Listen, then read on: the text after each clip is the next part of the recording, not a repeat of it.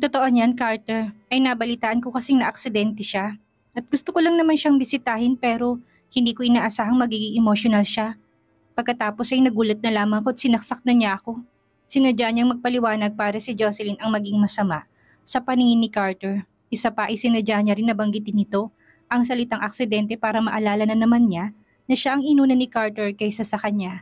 Samantalang sa pagkakataong yun naman ay talagang umahon na namang muli ang galit sa dibdib ni Jocelyn.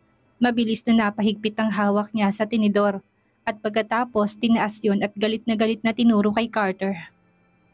Lumabas ka, umalis ka rito, sigaw niya rito. Jocelyn, huwag kang ganyan, mukhang nababaliw ka na. Anas naman ni Carter na may takot ang muka. Ngunit sa kabila ng sinabi nito ay hindi niya ito pinansin dahil nga hindi ito gumalaw ay humakbang siya palapit dito. Sa kanyang paghakbang ay muli na naman niyang naramdaman ng kirot ng paa niya, ngunit pinilit niyang tiisin ito. Pinagpawisan siya ng malagkit dahil sa sobrang sakit. Carter, binabalaan kita. Umalis ka na kagad sa harapan ko dahil baka tuluyan ka na magpaalam sa mundo. Banta niya rito at matalim ang mga matang nakatingin dito. Sa totoo lang ay gustong-gusto na niyang pagpira-pirasuhin ito dahil sa sobrang galit na nararamdaman niya ng mga oras na yon. Agad namang nagtago ito sa likod ni Carter at mahinang umiyak. Carter, ilayo mo ko sa babaeng yan, nagmamakaawang sambit ni Roxanne. Ilang sandali pa'y hindi nagsalita si Carter at pagkatapos ay mabilis na hinawakan ang wheelchair at hinila ito palabas ng silid.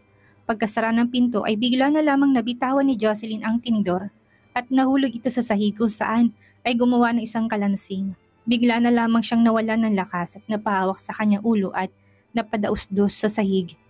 Nay, pagod na ako, sabi niya at unti-unting napaluha. Nay, kung nandito ka pa, siguradong poprotektahan mo ko, hindi ba? Tanong niya habang umiiyak. Nay, miss na kita. Bulong niya pagkatapos ay nagpatuloy sa pag-iyak.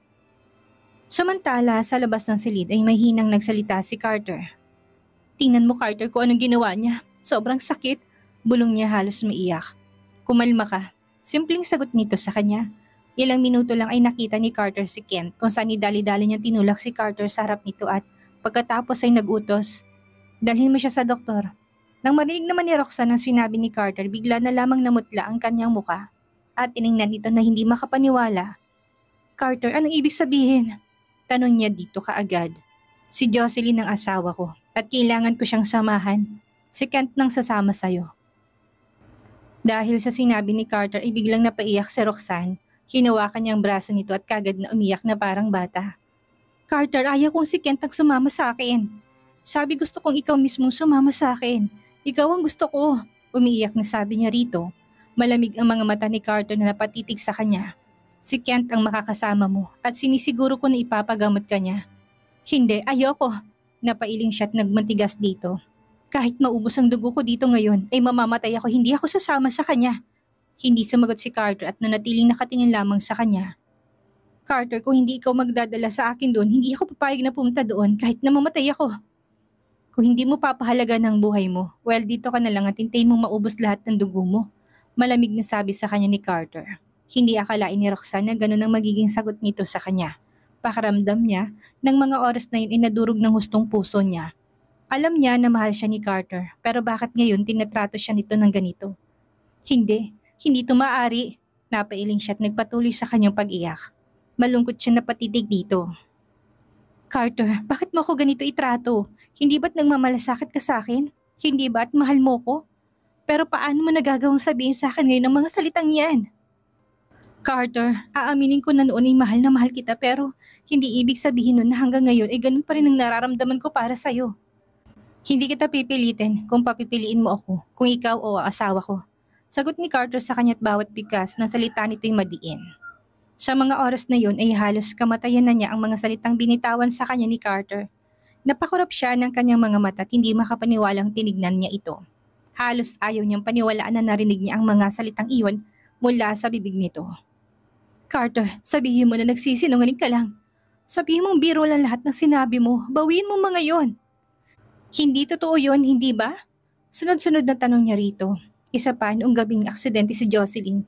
Dinukot takot akong pinuntahan mo, hindi ba? Malinaw na akong pinili mo takong taong mahal mo. Pagpapatuloy pa niya, tumango naman si Carter dahil sa sinabi niya, "Oo, ikaw ang pinili ko, pero hindi ko alam na naaksidente si Jocelyn. Akala ko hindi totoo at akala ko'y nagsisinungaling lang siya sa akin. Kung alam ko lang na nagsasabi siyang ng totoo, hindi ako pupunta sa'yo para iligtas ka lang at sising-sisi ako ngayon na hindi siyang inuna ko kundi ikaw. Eh di sana buhay pang mga anak namin." Sagot nito sa kanya, "Hindi mahalaga na ikaw ang una kong minahal dahil pwedeng magbagong feelings ng isang tao kahit na anumang oras." Dagdag pa nitong sabi sa kanya. Dahil sa mga sinabi sa kanya ni Carter, bigla na lamang namulang mga mata ni Roxanne sa sobrang galit at puot. Naalala pa niya kung gaano siya kasaya nang malaman niya na dumating ito para iligtas lang siya. Sobrang saya niya. Nang mga oras pa naman na yon ay akala niya'y nanalo na siya at tuluyan nang natalo si Jocelyn. Pero laking pagkakamali niya, naisip na niya na kapag tapos ng bagay na ito ay makikipag-diborsyo na si Jocelyn sa kanya. At kapag nangyari yon ay magkakasama na silang dalawa ng tuluyan at makakapagpakasal at kapag nangyari yon ay siya na pinakamasayang bride sa buong mundo. Pero ngayong narinig niya ang mga sinabi sa kanya ni Carter ay alam niyang maling-mali siya. Lumabas na sa bibig nito ang lahat. Pero paano nagkaganon? Anong dahilan? Ang taong mahal dapat ni Carter ay walang iba kung hindi siya. Hindi totoo ang lahat ng ito. Patuloy siya sa pag-iling. "Sabihin mo sa akin, Carter, na hindi totoo ang lahat ng sinabi mo. Sinusubukan mo lang ang pagmamahal ko sa'yo, hindi ba?" Sunod-sunod pa rin na tanong niya rito. Samantala'y malamig pa rin na nakatingin sa kanya si Carter. "Hindi ako nagsisinungaling sa'yo dahil ang lahat ng sinabi ko ay totoo. Kung nalaman ko lang na mas maagang totoong naaksidente si Jocelyn, hindi kita pipiliin kung hindi si Jocelyn." Sagot nito sa kanya na direktang nakatitig sa mga mata niya. "Roxanne, kailangan ko sabihin sa'yo na simula sa araw na to, kahit ano pang gawin mo sa buhay mo ngayon, hindi na ako darating pa para iligtas ka. Hindi na." "Hindi. Hindi, Carter. Nagsisinungaling ka. Alam kong mahal mo ko at alam ko rin na gusto mo kong pakasalan. Hindi ako naniniwala, Carter. Huwag kang magsinungaling sa akin dahil hindi ako naniniwala sa mga sinabi mo kahit anong mangyari." Ilang sandali pa'y bigla na lamang may pumasok na ideya sa isip ni Roxanne at hindi na siya nag-aksaya pa ng oras. Mabilis siyang nagkunwaring nawalan ng malay. Samantala na makita siya ni Carter na nawalan ng malay, ikagad tong lumingon kay Kent at nagsalita. "Dalhin mo siya sa doktor para magamot ang sugat niya. Bagamat ang sugat niya ay dumudugo, walang dapat ipag-alala dahil hindi naman ganun kalala at magiging banta sa buhay niya." Sabi nito kay Kent. "Opo, sir." Magalang at mabilis na sagot naman kaagad ni Kent. Nang marinig ni Roxanne ang usapan ng mga ito, gusto na lang niyang lamunin siya ng lupa. Kahit na nawalan siya ng malay, hindi man lumapit si Carter para yakapin siya at sa tansya niya ay halos ayaw pa siya nitong ipadala sa doktor, ngunit tiniling pa rin ito na dalhin siya.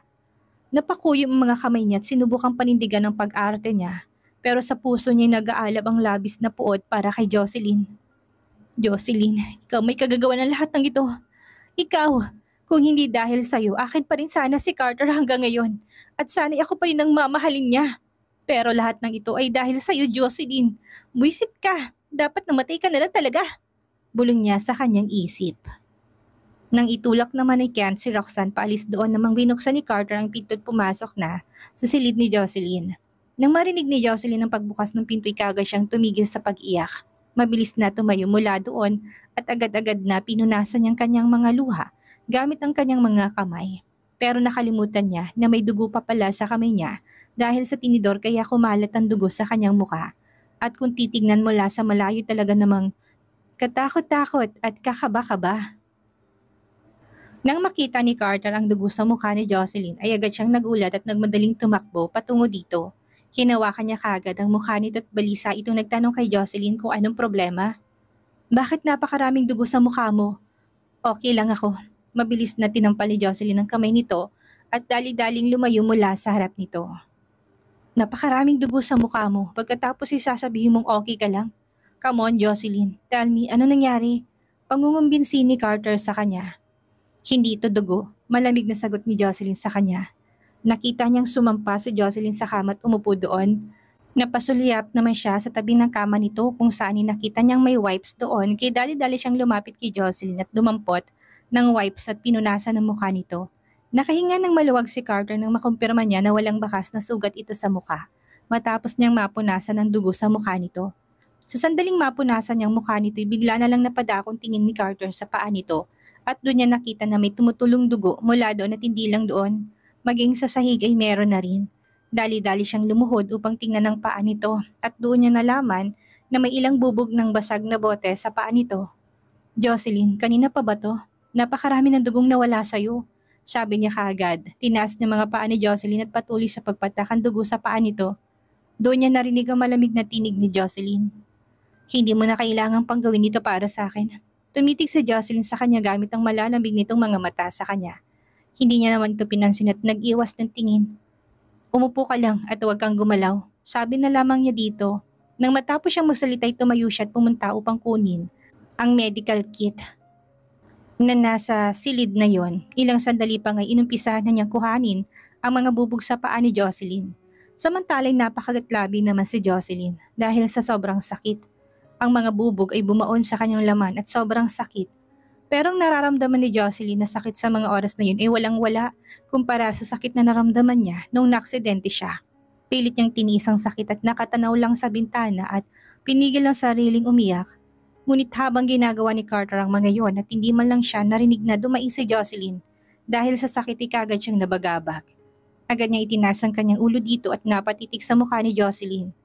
Okay lang na dumaing ka sa sakit, huwag mong pigilan ang sarili mo. Sabi niya rito ngunit bigla na lamang umiling si Jocelyn. Hindi masakit, huwag kang mag-alala. Hindi na niya kailangan pang dumaing dahil alam niyang hindi naman mababawasan ang sakit na nararamdaman niya kapag dumaing siya at nag-iiyak, hindi ba? Kaya wag na lang. Itong huli, malalim ang pagkakabaon kaya natitiyak na medyo mas masakit. May hinahong sabi sa kanya ni Carter. Tahimik lang na nakinig si Jocelyn at hindi sumagot kahit ni isang salita man lang. Nang dumating ang sakit, napahawak na lamang siya ng mahigpit sa kumot at napakagatlabi. Pinigil niya sarili niyang mapasigaw. Samantala, pagkatapos namang makuha ni Carter ang bubog, kaagad niya nilagyan ng gamot ang paa ni Jocelyn at pagkatapos ay sa kanya ito binendahan. Salamat, dahil nga ginamot nitong sugat niya ay kailangan niya pa rin magpasalamat dito. Isa pa sa mga susunod na araw, hindi na siya magiging katulad pa ng dati. Pagkatapos nitong mabendahan ang kanyang sugat at nahiga siya sa kama, ilang sandali pa'y kaagad niya narinig ang tinig ni Carter. Nauhaw ka ba? Gusto mo bang uminom ng tubig? Tanong nito sa kanya, umiling naman kaagad siya dito. Akala niya titigil na ito ngunit muli na naman itong nagtanong sa kanya. Gutom ka ba? Kung may gusto kang kainin, sabihin mo lang sa akin at ikukuha kita. Sabi dito sa kanya, ngunit umiling pa rin siya. Biglang binalot ng katahimikan ng buong silid dahil walang nagsalita sa kanilang dalawa. Nang akala ni Carter na hindi magsasalita si Jocelyn, ay ibubuka na sana niyang kanyang bibig upang magsalita nang bigla niyang marinig si Jocelyn na nagsalita. Carter, tawag nito sa kanya. Gutom ka ba? Umiling si Jocelyn. May isang bagay akong gustong sabihin sa'yo. Agad na nagsalubong ang mga kilay ni Carter at pagkatapos ay napabuntong hininga. Sabihin mo lang, maghiwalay na tayo. Malamig na sabi nito sa kanya. 3 salita lamang yon pero napakabigat. Napakahirap sabihin, pero sa wakas nagawang sabihin ni Jocelyn ang mga yon. Akala niya ay sobrang mahirapan siya. Pero nang masabi niya iyon, dito at nalaman niya na hindi naman pala kasing hirap nitong inaakala niya. Ano ba naman ang mahirap sa mga yon? 3 salita lang naman. Nang matapos niyang sabihin ito ay bigla na lamang siyang nakaramdam ng ginhawa at bumalot sa buong silid ang nakamamatay na katahimikan. Sa sobrang tahimik ay halos kilabutan na rin. Carter, hindi mo ba narinig ang sinabi ko? Sabi ko maghiwalay na tayo. Sa pagkakataong yun ay doon pa lang nagawang mapatitig ni Carter sa mga madidilim na mga mata ni Jocelyn at pagkatapos ay nagsalita. Jocelyn, narinig kong sinabi mo. Pero nanatiling nakatitig ang mga mata nito sa kanya at naghihintay pa ng magiging sagot niya. Hindi ako pumapayag sa gusto mo. Maring sagot niya. Samantala nang marinig naman ni Jocelyn ang sinabi nito, bigla na lamang gumuho ang mga iniisip niya kanina. Napakarami na niyang plano pero hindi pumayag. Bakit ayaw niyang pumayag? Sunod-sunod ang mga naging tanong sa utak ni Jocelyn. Hindi ba't itong araw na inaabangan nito? Simula pa lang nung araw na ikasal sila? Napakaganda ng pagkakataon at nagkatotoo ng matagal na niyang hinihintay. Hindi ba dapat ay pumapalakpak ito at magdiwang? Wala akong maisip na dahilan kung bakit ayaw mo pumayag, sabi ni Jocelyn dito. Jocelyn, uulitin kong sagot ko kanina. Hindi ako pumapayag na maghiwalay tayo. Ayoko. Tuloy-tuloy na sabi ni Carter at matatag ang kanyang mga salita. Bakit ha? Bakit ayaw mo pumayag? Tanong niya rito ngunit hindi sumagot si Carter. Samantala pagkatapos nito hindi na sila muling nag-usap pa, pero nakabantay lang si Carter sa kanya. Ngunit halos hindi siya makilalang dalawa. Lahat ng binibigay na pagkain sa kanya ni Carter ay tinanggihan niya. Maging ang tubig na inumin na ibinuhos nito sa isang baso ay tinanggihan niya rin. Bumili rin ito ng prutas ng pagkarami-rami ngunit isa man sa mga yon ay hindi niya ginalaw. Maayos na pakiramdam niya at nakahiga si Jocelyn sa kama ng ospital ay nainip na nakatingin sa bintana. Pinsan hindi niya mapigilan ang sariling hindi tumulang luha sa kanyang mga mata kapag nakatitig siya dito at mapaisip ng kung ano-ano. Wala ng mga baby niya at pakiramdam niya parang patay na rin ang puso niya dahil sa pagkawala ng mga ito. Walang nakakaalam kung gaano siya kasaya nang malaman niyang buntis siya, kung paano siya napahawak sa kanyang dibdib sa sobrang saya at paulit-ulit pa siyang naisip kung ano magiging itsura ng mga to kapag ipinanganak niya, kung ano ang gender ng mga ito at kung gaano kagwapo at kagandang mga ito. Nang guluhin ni Roxanne ang buhay nila ni Carter ay hindi siya nawalan ng pag-asa, lalo nang malaman niyang hinihiwalayan siya ni Carter dahil lang dito. Dahil sa kanyang mga baby hindi siya naging mahina at ang mga ito ang nagsilbi niyang lakas. Kaya sobrang excited siya na makita ang mga kita at mahawakan ang sarili niyang mga kamay. Pero ngayon, wala nang suporta niya, wala nang inaasahan niyang mga baby niya. Iniwan na siya ng tuluyan. Makalipas lamang 5 araw ay tuluyan na ngang na-discharge si Jocelyn.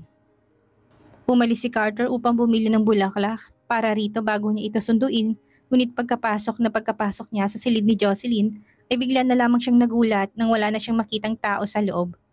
Wala si Jocelyn doon. Jocelyn? Sigaw niya at mabilis tong hinanap sa banyo, ngunit wala ito. Ang bulaklak na hawak-hawak niya kanina ay bigla na lamang bumagsak sa sahig. At ang ngiti sa kanyang mga labi na bura sa magkahalong gulat at kaba nang makita niyang wala si Jocelyn sa loob ng silid. Sumigaw siya ng napakalakas ngunit walang sumagot sa kanya. Jocelyn! Jocelyn! Sigaw niya pa ulit. Ilang beses pa siyang sumigaw pero hangin lang ang bumabalik sa kanya. Dahil dito'y labis na natakot si Carter at tumakbo siya sa front desk ng ospital upang magtanong. Hello, maaari ko bang tanungin kung nakita niyong pasyente sa room 108? Tanong niya sa naka-assign doon. Mabilis naman itong tinignan ang record nito at mabilis na sumagot. Si Miss Jocelyn po bang tinutukoy niyo? Tanong nito sa kanya. Oo, siya nga. Mabilis na sabi niya rito. Maaga pa lang ay umalis na siya, sir, pagkaasikaso niya ng mga papel niya. Mabilis nitong sagot sa kanya. Anong sabi mo? Halos hindi makapaniwalang tanong ni Carter nang marinig niya sinabi nito sa kanya. Sa mga araw na binantayan niya si Jocelyn ay napakatigas ng ulo nito. Sa unang 2 araw nito, ngunit pagkatapos ng 2 araw ay nagbago na ito. Napakalaki na ipinagbago nito. Kung sa mga unang araw ay talagang ayaw nitong kainin lahat ng ibinibigay niya dito at ayaw rin itong sumagot sa lahat ng tanong niya. Ngunit pagkatapos ng 2 araw na yon ay hindi na ito tumatanggi. At kapag tinatanong niya ito ay sumasagot naman na ito. Isa pa ay kahapon halos ngumingiti na ito kaya ang akala niya ay unti-unti na itong gumagaling. Pero dahil sa ginawa nitong pag-alis ng hindi niya alam, ay mukhang pilano talaga nitong magbait-baitan sa kanya upang hindi niya ito paghinalaan. Pagkatapos niyang makuha ang sagot, dali-dali siyang umalis sa front desk ng hospital at pagkatapos dali-daling nilabas ang kanyang cellphone upang tawagan si Kent. Nang sagutin itong tawag ay mabilis siyang nagsalita. Hanapin niyo si Jocelyn sa buong lungsod. Umalis siya rito sa hospital nang hindi nagpapaalam sa akin. Mabilis na sabi niya rito. Masusunod, sir. Agad-agad namang sagot nito sa kanya dahil sa malawak ang impluwensya ng pamilya De La Rosa at magagaling ang mga tauhan ni Carter ay 10 minuto pa lang ang lumilipas. Pagkatapos ng tawagan si Kent ay meron na itong resulta kaagad. Mabilis siya nitong tinawagan. Sir, si Miss Jocelyn nag-book ng isang kwarto sa isang hotel. Ipapadala ko po kaagad sa iyong eksaktong lokasyon. Sabi nito sa kanya at mabilis na pinatay ang tawag. Matapos niyang malaman ng eksaktong lokasyon ni Jocelyn, hindi na nag-aksaya pa ang oras si Carter at dali-daling sumugod doon. Makalipas lamang kalahating oras ay tuluyan na nga siyang nakarating sa hotel at agad nang dumiretso sa silid ni Jocelyn. Ilang sandali pa'y kumatok siya sa pinto. Hindi rin naman nagtagal ay pinagbuksan na siya ni Jocelyn ng pinto. Mabilis siyang pumasok dahil baka mamaya isara nito ang pinto. Inunahan na niya ito. Nang makita niyang pamilyar na mukha ni Jocelyn, ay tuwang-tuwa niyang hinawakan ang kamay nito. Bakit ka umalis na mag-isa? At nang hindi man lang nagpaalam sa akin. Sunod-sunod na tanong niya rito. Ano pa sanang gagawin ko doon kung pwede naman akong lumabas? Sagot ni Jocelyn sa kanya na nanatiling kalmado. Samantala, hindi akalain ni Jocelyn na madali siya nitong matatagpuan. Oo nga pala, napaka-maimpluwensya nga pala ng pamilya nito. Kaya napaka-imposible nga namang hindi siya nito mahahanap kaagad. Dapat pala hindi na siya nagulat. Alam niya rin na hahanapin siya ni Carter kapag nalaman niyang wala siya sa loob ng kanyang silid. Sabi ko, susunduin kita sa ospital. Bakit hindi mo ko hinintay? Tanong ni Carter dito't nang mapansin niyang medyo tumaas ang kanyang tinig ay pilit niyang pinapakalma yon. Sa pagkakataong iyon ay nakita niya ang unti-unting pagsilay ng ngiti sa mga labi ni Jocelyn. Malamig na ngumiti si Jocelyn.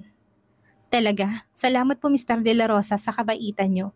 Pero hindi ko po masabi kung alin sa mga sinabi niyong totoo at alin ang hindi. Malamig na sabi nito sa kanya. Jocelyn, totoo ang sinabi ko sa'yo, sabi sa kanya kagad ni Carter. Itinaas ni Jocelyn ng kanyang ulit marang hinilang kamay niyang hawak-hawak nito. Talaga ba Carter? May ngiti pa rin sa kanyang mga labi. Siguro nga totoo ang sinabi mo, pero panigurado kapag may nangyari lang ulit kay Roxanne at tumawag siya sa'yo na iligtas mo siya ay kaagad mo siyang pupuntahan. Aalis ka agad para lang puntahan siya kahit na anong oras pa yan. Isa pa ipaglabas lang naman yun ng ospital. Napakasimple, kayang-kaya ko mag-isa. Hindi na kailangan pang hintayin kita't istorbohin. Mahabang sabi niya rito. Samantalang marinig naman ni Carter ang mga sinabi ni Jocelyn, hindi niya maiwasang magtanong dito. Galit ka pa rin ba? Nagulat siya na bigla na lamang tumawa sa Jocelyn dahil sa tanong niya. Ngunit bagamat nakatawa at kapansin-pansin ang lamig sa mga mata nito. Bakit naman ako magagalit Mr. De La Rosa? May dahilan ba para magalit ako? Samantali pagod na siya sa pag-iintindi dito. Ayaw na niya magpaloko pa rito at manhid na rin siya dahil sa paulit-ulit itong ginagawa sa kanya. Sorry Jocelyn, hindi ko talaga alam na totoo na naaksidente ka ng araw na yon at hindi ko inakala magiging ganun ang nangyari at pinutol siya ni Jocelyn sa kanyang sinasabi. Hindi mo na kailangan pang magpaliwanag, tapos ng mga yun at nangyari na. Wala nang kabuluhan pa kahit na mag-sorry ka ng paulit-ulit dahil hindi naman ibabalik pang paghingi mo ng tawad. Nakatitig na sabi ni Jocelyn dito. Matatanda na tayo at alam na natin na mga maging responsable sa mga desisyon ginagawa natin. Since siyang pinili mo ng araw na yon, wala nang dapat ihingi na sorry. Dagdag niyang sabi.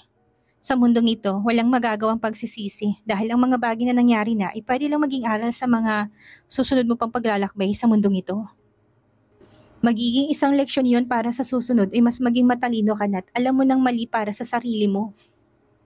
Matapos siyang magsalita, yumuko si Jocelyn. Inilabas ang mga dokumento sa gilid at tinapon sa mesa, sa mismong harap ni Carter at pagkatapos malamig na sinabi sa kanya. Kaya hayaan na natin ang isa't isa. Palayain na natin ang isa't isa at maghiwalay na tayo ng landas, sabi niya rito. Nang makita ni Carter ang mga papel na nasa harap niya ay napakapamilyar na mga ito. Alam na niya kaagad kung anong mga yon. Sa unang pagkakataon ay nakita niya na ito ang nagbigay sa kanya noon. Biglang napayuko si Carter at dinampot ang mga dokumento mula sa mesa at nanginginig ang mga kamay. Sobrang nanginig ang mga kamay niya ng mga oras na yon. Bagamat nahulaan niya na kung anong mga dokumentong iyon, ay umaasa siyang hindi ito yon. Ilang sandali pa nga ay malinaw na niyang nakita ang nakasulat sa itaas ng papel. Pakiramdam niya bigla na lamang nalukot ang puso niya at sumakit ito ng sobra. Sobrang sakit ng pakiramdam niya. Hindi niya akalain na ganitong magiging pakiramdam niya. Divorce certificate. Malinaw silang nag-usap na hindi na sila maghihiwalay pa. Pero bakit dumating sila sa puntong ito? Bakit ito nangyayari sa kanila? Nakapagdesisyon ka na ba talaga? Tanong niya kay Jocelyn habang nakatitig dito. Oo. Mabilis na tumango si Jocelyn sa kanya. Bigla siyang napatitig sa mga mata nito at halos wala man lang lungkot sa mga mata nito kumpara sa nararamdaman niya. Parang wala lang sinabi nito sa kanya. Pirmahan mo na, pinirmahan ko na yan. Pwede mong iuwi yan at basahin mo na bago mo ibalik sa akin. Hihintayin ko na lang ibibigay mo sa akin. Pagkatapos mo mapirmahan yan ay pwede mo nang gawin ng lahat ng gusto mo. Malaya ka na't hindi na kita abalahin pa. Sabi sa kanya ni Jocelyn. Nang ikasal ako sa pamilya niyo, wala akong kahit na anumang dala. Ilang mga damit lang ang dala ko't nitong 2 taon na nagsama tayo. Ay wala naman akong naitulong sa pagpapalago ng mga negosyo mo. Kaya huwag kang mag-alala, hindi ko pag-interesan ng mga pera mo at ang mga ari-arian mo. Dagdag pa ni Jocelyn na sabi. Naisip niya na kung sasabihin niya ito'y paniguradong matutuwa si Carter. At sa sandaling maging masaya ito ay baka mas mabilis nitong pipirmahan iyon. Pero hindi niya inaasahan na pagkatapos ng sabihin yon ay bigla na lamang lumungkot ang mukha ni Carter. Jocelyn, tawag nito sa kanya habang nakatitig sa kanyang mga mata at halos magngit-ngit ang mga ngipin nito. Gusto mo ba talagang makipaghiwalay sa akin? Tanong nito sa kanya. Sa kabila ng sama ng tingin nito sa kanya at galit na aura nito, hindi siya natakot. Hindi ba't yun naman ang gusto mo? Tinutupad ko lang ang kagustuhan mo. Sagot niya rito. Dahil sa sinabi nito ay mabilis na dinampot ni Carter ang ballpen at pinirmahan ang divorce paper. Nang makita naman ni Jocelyn na pumirma ito ng walang pag-aalinlangan ay biglang hinaplos na sakit ang puso ni Jocelyn. Ngunit pinigil niya lahat ng yun at tinaas niya ang kanyang kamay upang abutin yun mula dito dahil tapos naman na nitong pirmahan iyon. Tumayo ng tuwid si Carter at tumitig sa kanya. Pagkatapos ay akala niya iaabot na nito sa kanya iyon na bigla na lamang nitong pinunit ang papel at pinagpira-piraso at hinayaang bumagsak sa sahig.